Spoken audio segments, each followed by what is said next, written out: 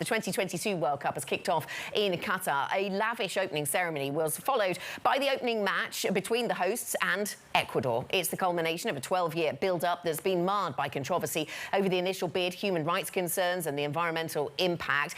Let's get to Bloomberg's Simone Foxman, who's been watching from the stands. Simone, a privileged position to be in, no doubt. And watching images of the opening ceremony, you can see that online here, the BBC deciding not to show much of the opening ceremony on its main broadcast channels because of some of the controversy. What are we watching for today, though, as we try to spin things forward?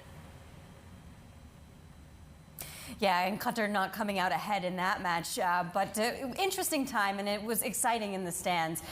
However, we haven't seen that same excitement reflected on the streets. I was walking around to some of the fan zones, the fan areas yesterday, and they were pretty empty, frankly. And part of this may be that that first match was rescheduled to a day earlier, late in the game, after a lot of people had already booked their travel plans. But we want to see, for this to be a success, we want to see some excitement in the streets, fans enjoying themselves. The other thing we are going to be watching for, particularly, is the England-Iran game.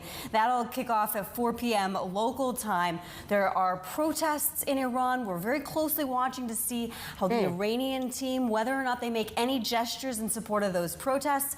Also, Harry Kane has wanted to wear a One Love armband in support of LGBTQ rights. May not be able to, though.